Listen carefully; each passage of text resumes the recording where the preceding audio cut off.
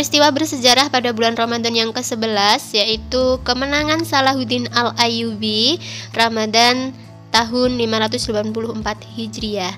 Siapakah Salahuddin Al-Ayyubi? Nah, ini adalah salah satu tokoh penting dalam dunia Islam. Nah, peristiwa bersejarah yang ke-12 yaitu tentara Islam mengalahkan tentara Mongol dalam Perang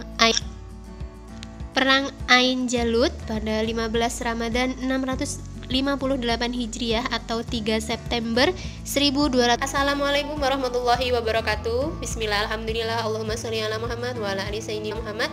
Segala puji bagi Allah, semoga salawat serta salam tetap terlimpah kepada junjungan kita Nabi Muhammad sallallahu alaihi wasallam. Amin ya rabbal alamin. Hai teman-teman semuanya, apa kabar?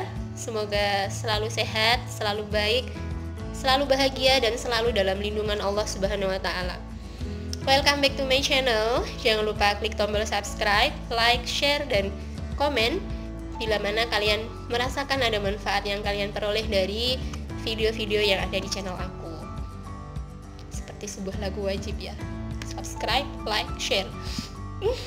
Oke, walau bagaimanapun terima kasih karena satu, klik tombol subscribe dari kalian itu, like, apalagi komen, itu tuh support system yang luar biasa untuk aku untuk ngebuat video-video yang lainnya. Oke teman-teman, alhamdulillah hari ini kita sudah memasuki hari kelima bulan Ramadan. Marhaban ya Ramadan.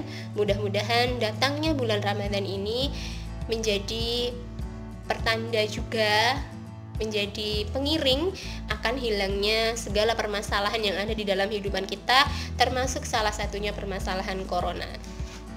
Untuk teman-teman yang saat ini terdampak langsung oleh wabah ini, mudah-mudahan Allah berikan kesabaran, berikan kekuatan, berikan kesembuhan, bahwa yakin bahwa tidak ada masalah yang tidak ada solusinya, tidak ada masa sulit yang tidak akan berlalu. Kita belajar dari masa lalu di mana banyak sekali sejarah-sejarah yang mengajarkan di dunia bahwa kehidupan mereka itu mengajarkan tentang kesulitan-kesulitan yang pada akhirnya kesulitan itu menjadi kemudahan. Contohnya, negara Indonesia pernah mengalami masa sulit di mana ketika dia dijajah oleh Belanda. Tapi alhamdulillah, berkat kuasa Allah, berkat doa yang tidak pernah berhenti dari masyarakat Indonesia, akhirnya memperoleh kemerdekaannya dan terbebas dari penjajahan Belanda. Nah, corona, kita tidak boleh berhenti berdoa, harus terus berdoa, harus terus berprasangka baik, optimis, yakin bahwa corona ini pun nantinya juga akan menghilang, lenyap dari negeri kita tercinta, dari dunia, dan kita bisa kembali hidup normal tanpa dibayang-bayangi oleh corona. Amin ya rabbal alamin. Oke teman-teman, dalam video kali ini agak sedikit berbeda dari video-video aku sebelumnya, dimana kalau di video-video aku sebelumnya itu lebih fokus ke pembahasan CPNS. Kali ini sebenarnya juga masih ada kaitannya dengan materi CPNS ya, terkhusus materi pendidikan agama Islam. Nah, di sini aku mau share tentang 15 peristiwa penting yang terjadi di bulan Ramadan. Nah, peristiwa-peristiwa ini bisa menjadi motivasi, bisa menjadi semangat bagi kita bahwa pertolongan Allah itu akan datang pada waktunya gitu. Bahwa setiap masalah sulit itu pasti akan berlalu. Apa saja sih 5 peristiwa penting yang terjadi di bulan Ramadan ini? Oke, bagi kalian yang penasaran bisa ikuti video ini sampai akhir. Dan bagi teman-teman yang biasanya menunggu tentang materi CPNS, jangan khawatir karena di bahasan materi 15 peristiwa penting ini juga bisa dijadikan literatur, bisa dijadikan ilmu tambahan sebagai bekal untuk nantinya mengikuti tes SKB. Nah, terkhusus juga buat teman-teman aku yang sekarang ini sedang menunggu tes SKB namun belum ada kepastian, sabar. Pasti akan indah pada waktunya, pasti SKB akan dilaksanakan. Terpenting sekarang adalah kalian belajar dan persiapkan diri dengan semaksimal mungkin hingga nantinya ketika ujian sudah datang, kalian bisa melakukan ujian itu dengan sebaik-baiknya dan mendapatkan hasil yang terbaik. Amin ya rabbal alamin. Oke, langsung aja. Ini dia, kita ke slide yang pertama. Selamat belajar. Seperti biasa teman-teman, sebelum kita ke materi, kita ke tips dan trik belajar dulu. Yang pertama tentu saja adalah niat. Yang kedua, awali dengan bismillah, bismillahirrahmanirrahim. Yang ketiga, berdoa, Rabbi zidni ilma warzuqni fahma waj'alni minas sholihin. Ya Allah, tambahkanlah ilmu kepadaku, berilah aku kefahaman, dan jadikanlah aku termasuk golongan orang-orang yang solih. Amin ya rabbal alamin. Yang keempat, istiqomah. Kelima, fokus. Keenam, sabar, ulangi sampai bisa. Ketujuh, ikhlas, jangan dianggap beban. Yang kedelapan, lakukan karena Allah. Yang kesembilan, selalu berpikir positif. Dan yang kesepuluh, tawakal, serahkan semuanya kepada Allah. Mudah-mudahan kita mendapatkan hasil yang terbaik. Oke teman-teman, welcome. Kita belajar 15 peristiwa bersejarah dan penting kita tahu terjadi di bulan Ramadan. Apa sajakah itu? Next, nomor 14 terjadi di Indonesia. Dan peristiwa itu adalah nomor 1, turunnya Al-Quran pada 17 Ramadan 13 tahun sebelum Hijriah, 10 Agustus 610 Masehi. Yang kedua, Perang Badar pada 17 Ramadan 2 Hijriah, 13 Maret 624 Masehi. Turun perintah zakat pada 28 Ramadan tahun 2 Hijriah atau tepat pada 23 Maret tahun 624 Masehi. Yang keempat, penaklukan Mekah atau yang kita kenal dengan Fathul Mekah pada 20 Ramadan tahun 8 Hijriah, 11 Januari 630 Masehi. Yang kelima, Khalid bin Walid meruntuhkan berhala Al-Uzza pada Ramadan 8 Hijriah 630 Masehi. Yang keenam, kemenangan Rasulullah dalam Perang Tabuk 26 Ramadan 9 Hijriah dimulai bulan Rajab. Penyerahan kota Taif Ramadan 9 Hijriah. Nah, kota Taif ini adalah salah satu kota yang dijadikan tujuan hijrah ya teman-teman. Namun sayangnya ketika itu hijrah Nabi ditolak. Kemudian yang ke-8, penduduk Yaman masuk Islam Ramadan 10 Hijriah. Yang ke-9, Andalusia, Eropa Barat dikuasai Islam pada 28 Ramadan tahun ke-92 Hijriah. Yang ke-10, Perang Zalakah di Portugal, Ramadan 459 Hijriah. Yang ke-11, kemenangan Salahuddin Al-Ayyubi, Ramadan tahun 584 Hijriah. Yang ke-12, tentara Islam mengalahkan tentara Mongol pada Perang Ain Jalut, 15 Ramadan 658 Hijriah 1260 Masehi. Yang ke-13, peperangan Yakhlis Kerajaan Turki Utsmani dengan Rusia pada 15 Ramadan 1294 Hijriah 23 September 1877 Masehi. Yang ke-14, kemerdekaan Indonesia 17 Agustus 1945 itu ternyata bertepatan dengan 9 Ramadan 1364 Hijriah. Yang ke-15, direbutnya garis barlef Israel pada 10 Ramadan 1390 Hijriah, 6 Oktober 1973 Masehi. Oke, kita ulas yang pertama ya teman-teman. Turunnya Al-Quran 17 Ramadan 13 tahun sebelum Hijriah, 10 Agustus 610 Masehi. 17 Ramadan menjadi tanggal istimewa di bulan suci umat Islam ini. Pada tanggal tersebut, Allah Subhanahu wa taala menurunkan wahyu pertama, yaitu surat Al-Alaq ayat 1-5 kepada Nabi Muhammad SAW. Peristiwa ini disebut Nuzulul Quran, yang secara harfiah berarti turunnya Al-Quran. Peristiwa ini terjadi di Gua Hira, Jabal Nur, Mekah, Arab Saudi. Al-Quran diturunkan selama 22 tahun, 2 bulan, 22 hari.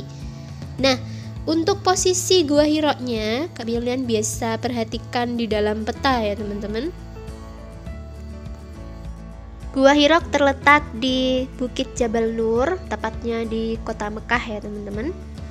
Bisa diperhatikan di dalam peta di mana posisi Mekah. Nah, Gua Hira ini merupakan salah satu tempat yang dikunjungi oleh para jemaah haji dan umroh. Akan tetapi untuk saat ini haji dan umroh sedang ditutup ya teman-teman untuk antisipasi corona. Mudah-mudahan coronanya segera berlalu dan mudah-mudahan haji dan umroh untuk umat muslim dibuka kembali. Amin ya rabbal alamin. Oke, lanjut. Al-Quran diturunkan selama 22 tahun 2 bulan 22 hari. Nah, selama dalam kurun waktu 22 tahun itu 30 juz sudah diterima oleh Nabi Muhammad ya teman-teman. Al-Quran itu terdiri dari 30 juz, 114 surat, 6.666 ayat, 1.027.000 huruf. Sebuah hadis yang diriwayatkan oleh Tirmidzi menyebutkan pahala satu huruf sama dengan 10 kebaikan. Sekali hatam artinya kita sudah melakukan 10 juta kebaikan. Masya Allah. Nah, jadi diingat-ingat ya teman-teman, 17 Ramadan 13 tahun sebelum Hijriah itu merupakan peristiwa turunnya Al-Quran yang dikenal dengan Nuzulul Al-Quran. Satu huruf sama dengan 10 kebaikan, satu kali hatam sama dengan melakukan 10 juta kebaikan. Ini hendaknya menjadi motivasi bagi kita untuk memperbanyak bacaan Al-Quran ataupun tadarus Al-Quran di bulan suci Ramadan ini, yang merupakan juga bulan turunnya Al-Quran itu sendiri. Nah, di sini ada program teman-teman, program hatam Al-Quran online melalui WA Group 30 kali selama Ramadan. Bagi teman-teman yang tertarik untuk mengikuti program ini, nanti link WA grupnya aku share di kolom deskripsi ya. Mudah banget di grup ini untuk memotivasi kita untuk konsisten 1 juz 1 hari saja. Program ini gratis, tidak dipungut biaya, hanya dibutuhkan kesungguhan, keseriusan untuk berkomitmen dalam waktu 1 hari itu bertadarus 1 juz. Oke, nanti insya Allah aku reviewkan di video tersendiri tentang program ini. Intinya bagi teman-teman yang mau gabungan, silahkan klik link grupnya di kolom komentar, kolom deskripsi. Oke, kita next ke peristiwa penting yang kedua, yaitu Perang Badar pada 17 Ramadan 2 Hijriah 13 Maret 624 Masehi. Nah, ini perhatikan petanya ya teman-teman. Perang Badar itu terjadi di Badar. Nah, itu yang di panah merah. Perang Badar adalah perang yang terjadi di lembah Badar antara umat Islam melawan kaum kafir Quraisy. Perang ini terjadi pada tanggal 17 Ramadan tahun kedua Hijriah. Dalam perang ini, umat Islam meraih kemenangan yang gemilang karena berhasil mengalahkan pasukan kafir Quraisy. Padahal jumlah pasukan kafir Quraisy lebih banyak daripada pasukan Muslim. Jumlah pasukan kafir Quraisy sebanyak 1.000 pasukan, sementara pasukan Islam hanya 313 pasukan. Disebutkan dalam Al-Quran, 5.000 malaikat membantu kaum muslim meraih kemenangan atas kaum Quraisy. Nah, jadi jelas sekali pertolongan Allah di dalam perang ini teman-teman. Perbandingan pasukan yang beda jauh, tapi umat Islamlah yang memenangkan. Nah, perang ini menjadi perang awal yang menjadi semangat umat muslim untuk terus berjuang di jalan Allah, mendakwahkan Islam ke seluruh penjuru dunia. Ya, cukup. Jika kamu bersabar dan bersiap siaga dan mereka datang menyerang kamu dengan seketika itu juga, niscaya Allah menolong kamu dengan 5.000 malaikat yang memakai tanda. Al-Quran Surat Ali Imran ayat 125. Nah, di sini ada kotak perbandingan teman-teman. Sekilas pandang peperangan Badar, kita bisa lihat perbedaannya. Anggota 313, 82 Muhajirin, 61 Aus, 170 Khazraj, 2 ekor kuda, 70 ekor unta. Sementara di posisi kafir Quraisy Anggota 1.300, 100 ekor kuda, unta yang tidak terbilang, 600 lengkap berbaju besi. Oke. Posisi perang Badar itu terletak di lembah Badar yang posisinya berada di antara kota Mekah dan Madinah. Kita next ke peristiwa penting yang ketiga, yaitu turun perintah zakat 28 Ramadan 2 Hijriah 23 Maret tahun 624 Masehi. Nah, zakat itu adalah salah satu rukun Islam yang wajib dilakukan oleh umat muslim ya teman-teman. Nah, di bulan puasa ini pun kita juga diwajibkan untuk membayar zakat, yaitu zakat fitrah sebesar 2,5 kg atau 3,5 liter beras. Kalau untuk kita Indonesia yang bahan makanan pokoknya adalah beras. Berbeda lagi nanti kalau di daerah yang berbahan pokok kurma misalnya atau sagu, berarti yang wajib dikeluarkan, yang wajib dizakati juga merupakan dari bahan pokok tersebut. Selain zakat fitrah, ada juga jenis zakat yang lain teman-teman, yaitu zakat mal. Nah, zakat mal ini nanti di sini banyak sekali macamnya. Oke, kita kembali ke turunnya perintah zakat. Selama 13 tahun hidup di Mekah sebelum hijrah, Nabi Muhammad telah 13 kali mengalami Ramadan.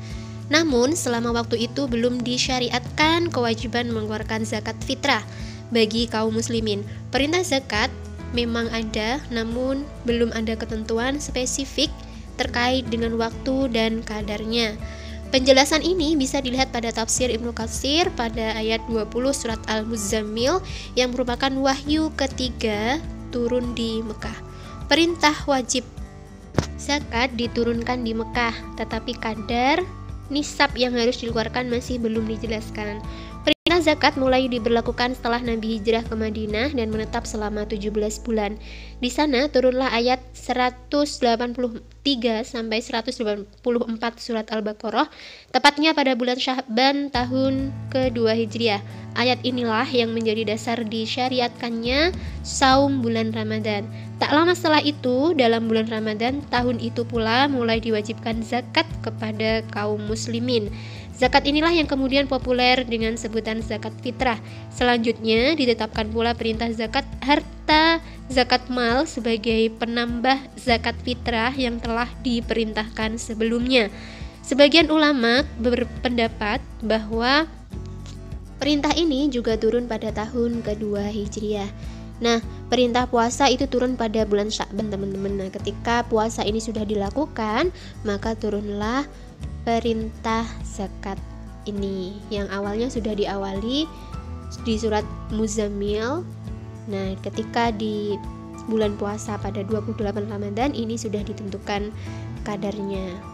Ini bisa kalian baca di hadis nih, yuk tunaikan zakat fitrah di bulan Ramadan. Itu di sini ada hadisnya.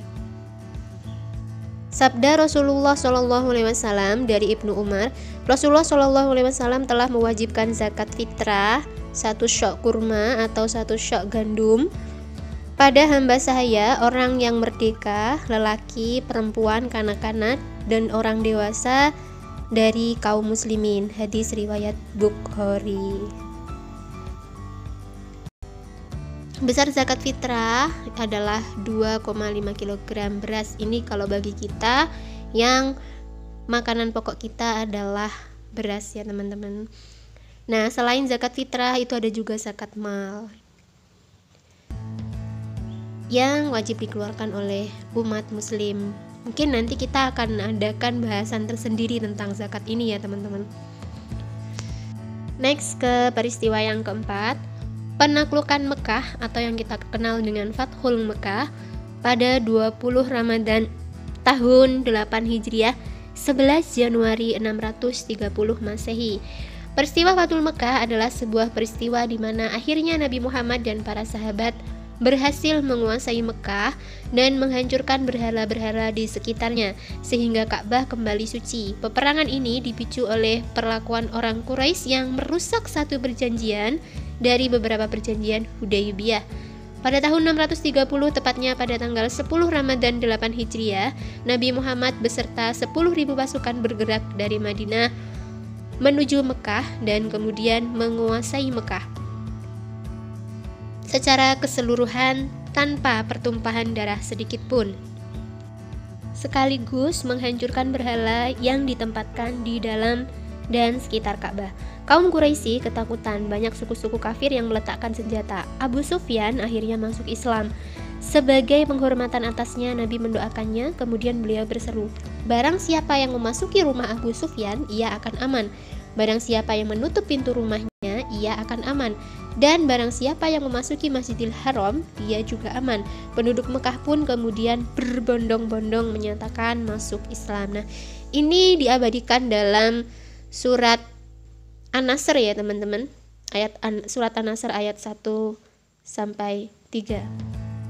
Nah, peristiwa perang Fathul Mekah ini kita bisa perhatikan kronologi pembukaan kota Mekah. Nah, mulai dari nomor 1 sampai dengan nomor 5. Salah satu perjanjian Hudaibiyah itu adalah tidak boleh melakukan peperangan, teman-teman.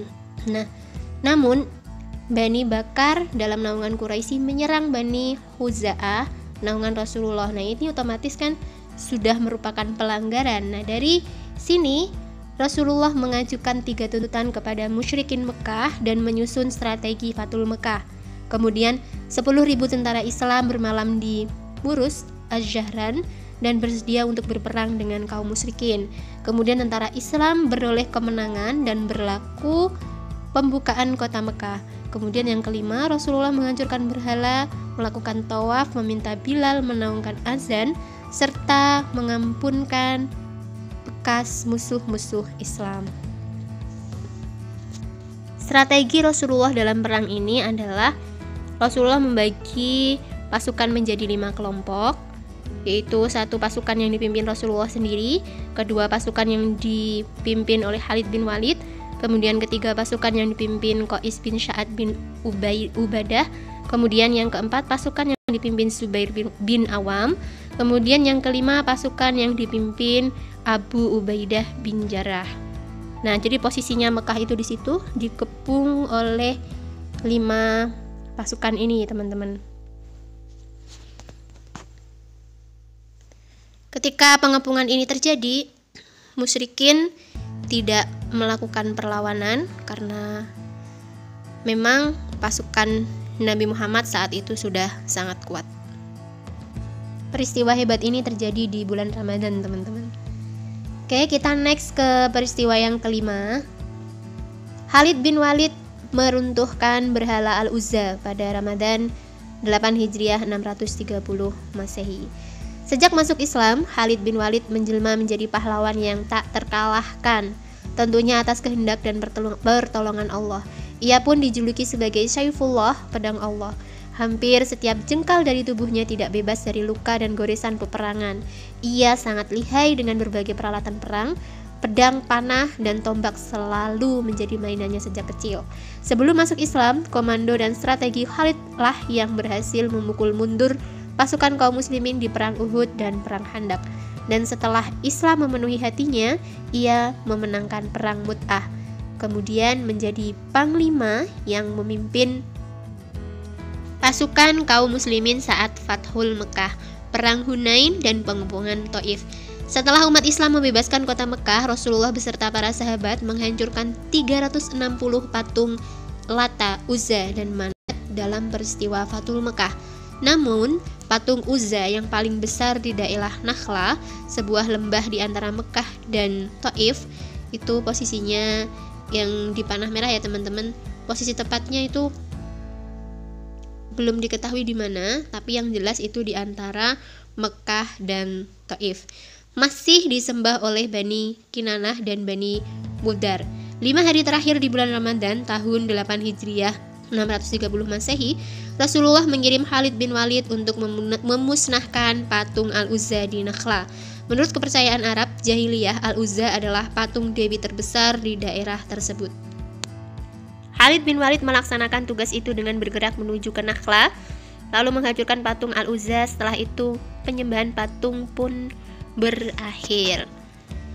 Nah, dari sini Khalid bin Walid itu merupakan panglima perang yang luar biasa teman-teman, yang mendapat julukan Saifullah atau pedang Allah.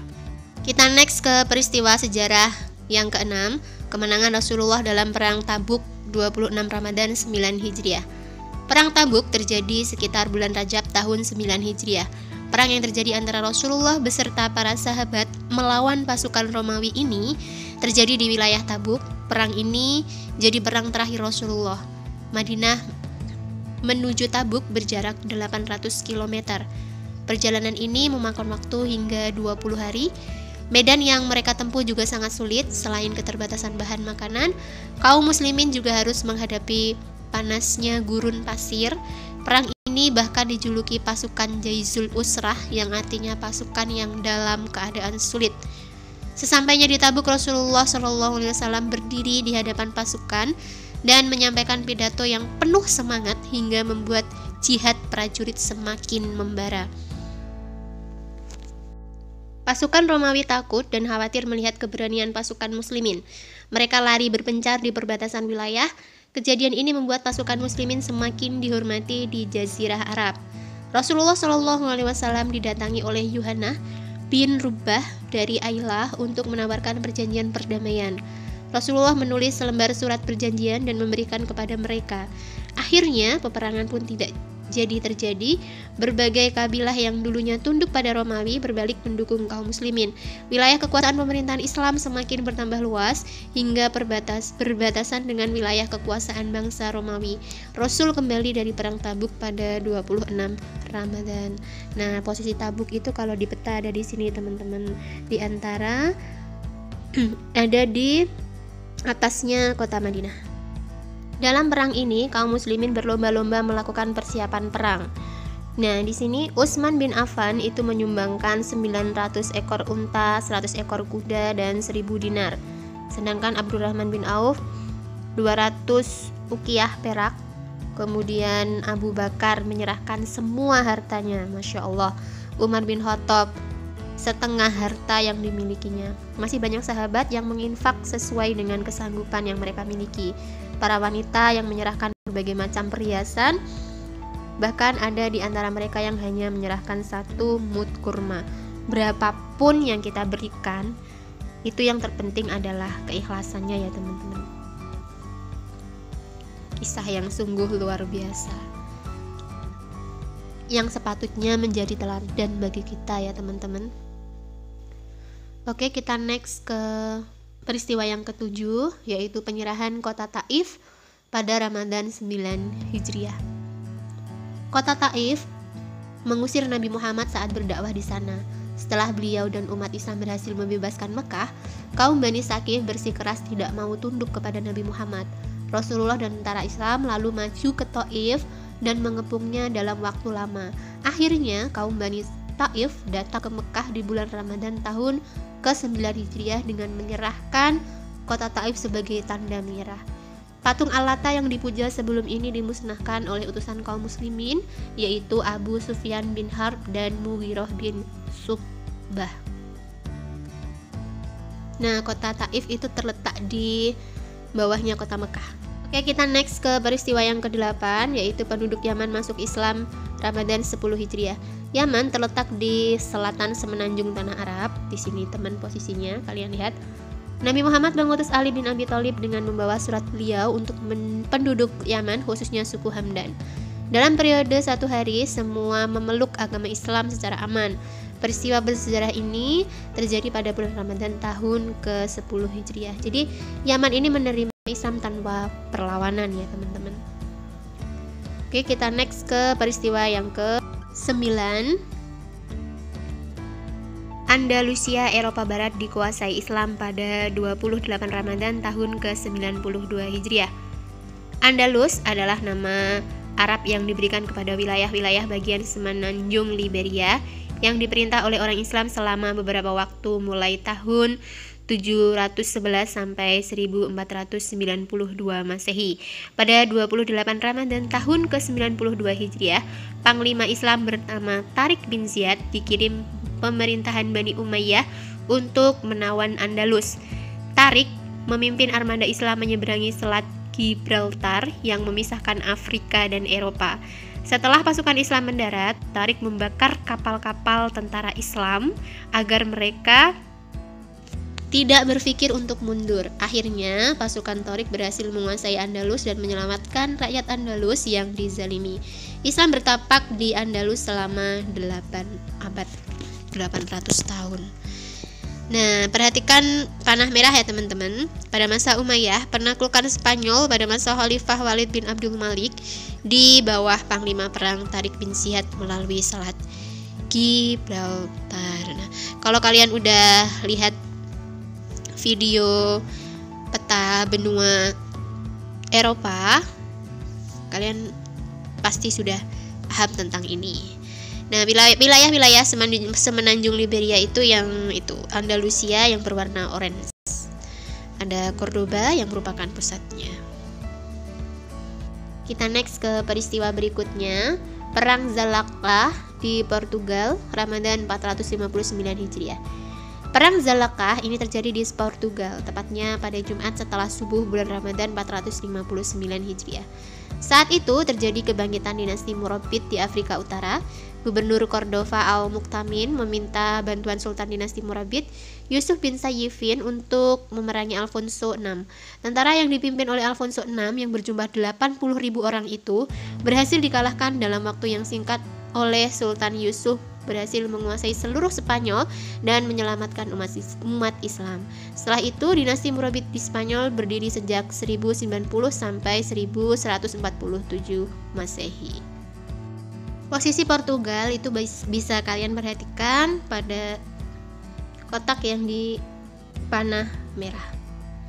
Next ke peristiwa ke-11, kemenangan Salahuddin Al-Ayyubi, Ramadan tahun 584 Hijriah.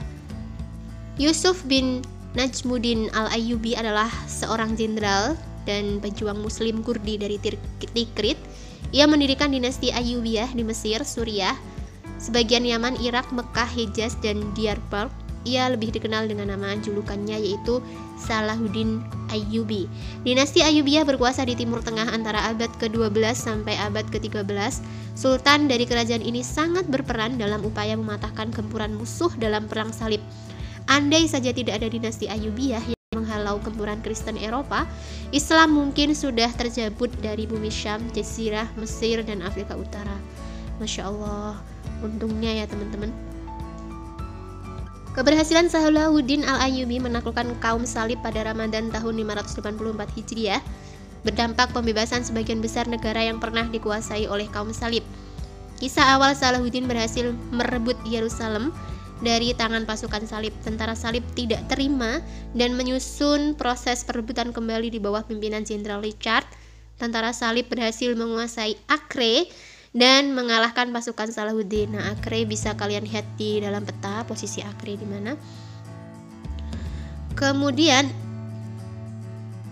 tentara salib kemudian menuju Askalon, pintu masuk menuju Yerusalem.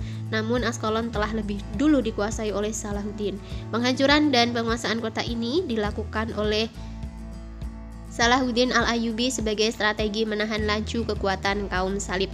Pada hari penaklukannya, Salahuddin Al-Ayyubi berkata, "Demi Allah, sesungguhnya penghancuran benteng di Askalon lebih aku sukai walaupun aku harus kehilangan seluruh anakku, karena penguasaan Askalon adalah demi kemaslahatan Islam dan kaum muslimin." Nah, jadi Yerusalem ini sebenarnya sudah sangat dipertahankan teman-teman.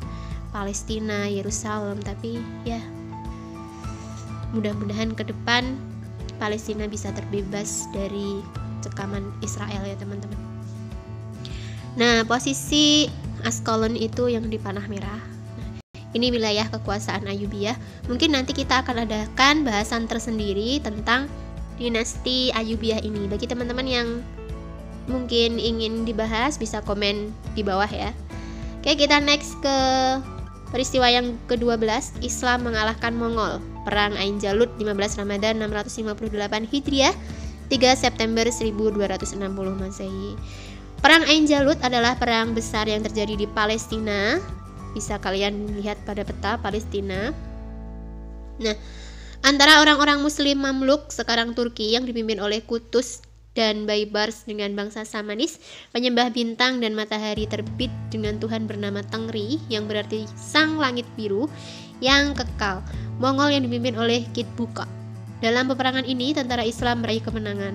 Perang ini sekaligus menjadi kekalahan pertama pasukan Mongol setelah sebelumnya mereka menaklukkan negeri-negeri besar seperti Cina dan Abbasiyah dan kerajaan-kerajaan kecil yang tidak terhitung jumlahnya. Banyak ahli sejarah menganggap pertempuran ini termasuk salah satu pertempuran yang penting dalam sejarah penaklukan bangsa Mongol di Asia Tengah, di mana mereka untuk pertama kalinya mengalami kekalahan telak dan tidak mampu kembali membalas di kemudian hari seperti yang selama ini mereka lakukan jika mengalami kekalahan. Nah, jadi tentara Mongol ini adalah tentara yang membumi hanguskan Baghdad di bawah pimpinan Abbasiyah ya teman-teman. Kedua belah pihak berkemah di tanah suci Palestina pada bulan Juli 1260 dan akhirnya berhadapan di Ain Jalut pada 3 September dengan kekuatan yang hampir sama, yaitu kurang lebih 20.000 tentara. Taktik yang dipakai oleh Panglima Baibars adalah dengan memancing keluar pasukan berkuda Mongol yang terkenal hebat sekaligus kejam ke arah lembah sempit sehingga terjebak. Baru kemudian pasukan kuda mereka melakukan serangan balik dengan kekuatan penuh yang sebelumnya memang sudah bersembunyi di dekat lembah tersebut. Akhirnya, taktik ini menuai sukses besar. Pihak Mongol terpaksa mundur dalam kekacauan, bahkan panglima perang mereka Kitbuka berhasil ditawan dan akhirnya dieksekusi. Perlu dicatat bahwa pasukan berkuda Bani Mamluk secara meyakinkan berhasil mengalahkan pasukan kuda Mongol yang tidak pernah terkalahkan sebelumnya. Nah, jadi pertempuran Ain Jalut ini terjadi di Palestina, teman-teman. Palestina ini sekarang kalau kita googling di Google Map, itu yang muncul bukan Palestina tapi Israel. Seperti kita tahu sekarang ini Palestina berada di bawah kekuasaan Israel. Nah, kita next ke peristiwa yang ke-13, peperangan Yakhlis, Turki Utsmani dengan Rusia. Gimana? Masih ingat dengan Turki Utsmani? Nah, ini udah aku bahas di video aku yang sebelumnya ya teman-teman.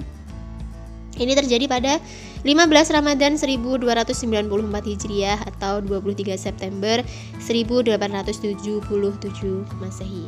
Keadaan politik Turki Utsmani tidak stabil sehingga membuka ruang pemberontakan wilayah-wilayah Rusia dan Austria telah menghasut supaya Serbia dan Montenegro memberontak.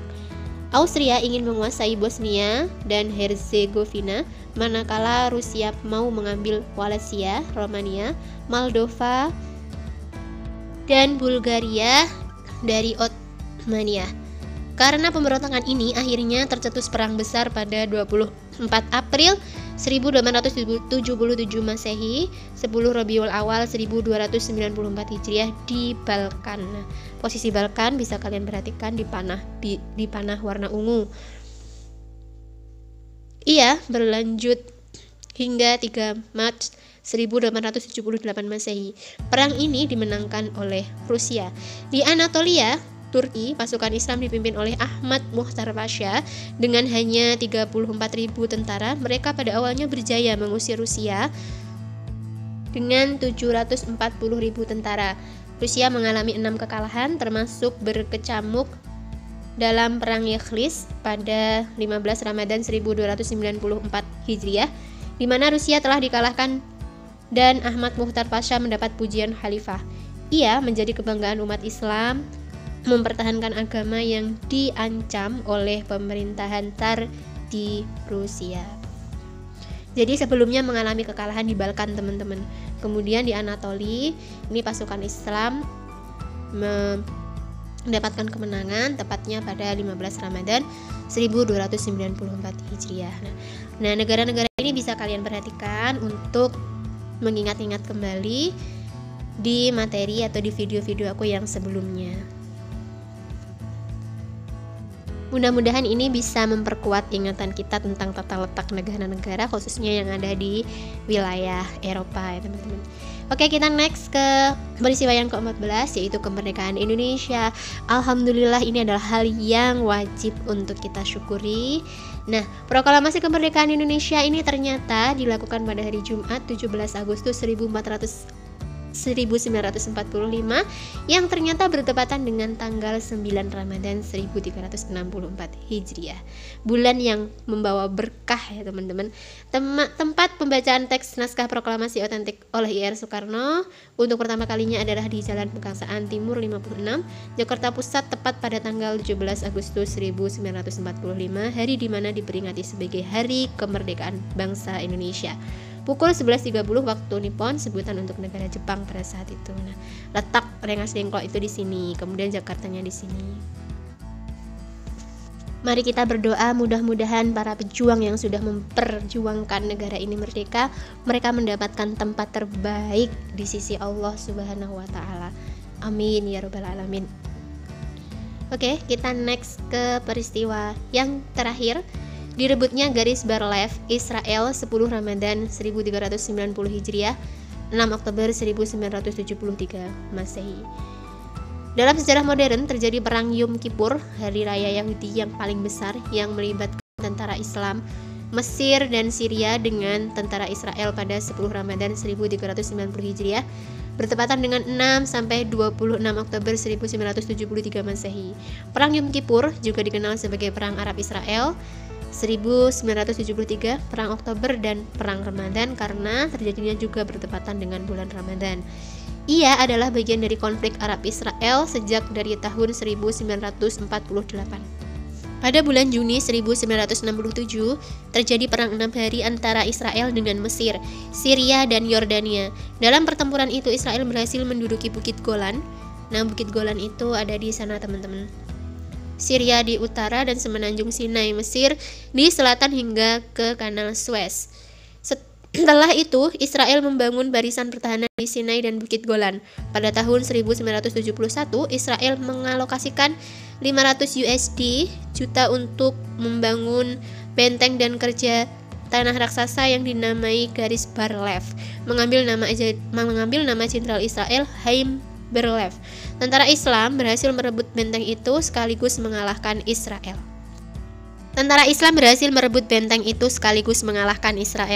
Antara peristiwa menarik dalam perang ini adalah peran seorang sarjana Islam merangkap sebagai imam masjid kota Suez, Syekh Hafiz Salamah, yang memimpin peperangan.